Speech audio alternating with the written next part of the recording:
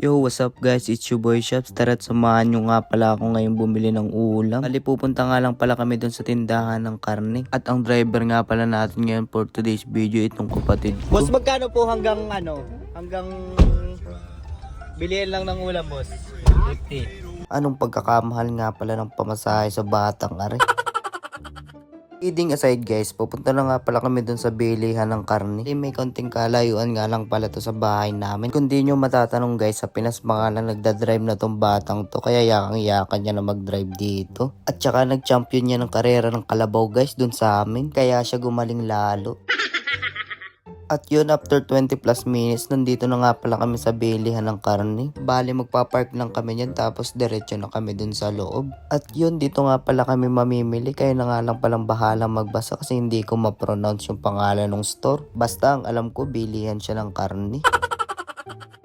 Yun, nagtingin-tingin na nga pala agad kami dito sa loob kung ano yung masarap maulam mamaya. Bali, hindi nga pala ako yung bibili dyan guys, nakikimali-mali lang ako. For the vlog ba? Dito nga pala lagi nabili si Papa ng mga uulamin namin. Bali, tamang tingin-tingin lang ako dyan guys habang sila Papa namimili ng uulamin namin. O, wag mong pisilin, wala kang pambayad.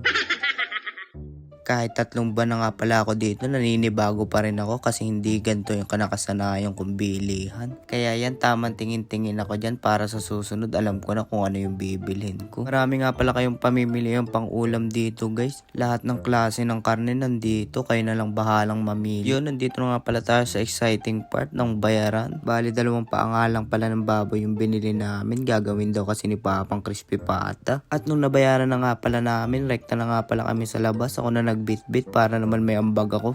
Siyempre may camera kaya dapat mukhang masipag tayo. For the vlog ba? At yun, nung nakalabas na nga pala kami dun sa store, diretso na nga pala kami dito sa sasakyan. Driver, let's go! Ako nagtawa. At yun, bago nga pala kami umuwi guys, nagkayayaan nga palang dumaan dito sa Tim Hortons para bumili ng ice cup. Bali, nagtatalo pa nga pala yung dalawa dyan kung sino yung o-order sa kanilang dalawa. Order mo na tayo.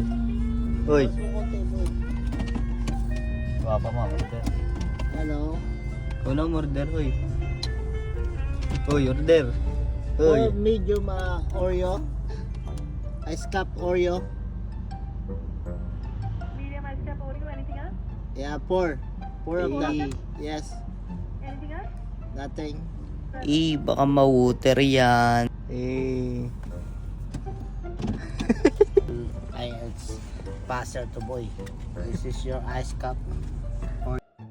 Yun, nung nakuha na nga pala namin yung order namin, right na nga pala kami pa uwi. Siyempre, habang nasa sasakyan, babakbakan na natin yung ice cup natin. Sarap nga palang humigop nito guys, lalo't ngayon, mainit na yung panahon dito. Tamang ice cup lang tayo dyan guys, habang ini-enjoy natin yung view. Itong simbahan na nga pala to guys, ang palatandaan ko kung malapit na ako sa bahay o hindi pa. Matik pang nakita ko yan, malapit na talaga ako sa bahay. At ayun, ang smooth nga pala mag-drive nitong batang to. Iba na talaga pag champion ka sa karera ng kalabaw. Bali, konting abante na nga lang, nandun na nga pala kami sa bahay. At ayan, makikita nyo nga pala yung basketball court dyan ng kapitbahay namin. Dyan kami nakikilaro kapag kami tinatamad pumunta dun sa pool court. Fast forward guys, nakababa na nga pala ako dyan ng kotse. Salamat kung nakaabot kayo dito sa dulo ng video na to. Bukas na lang ulit.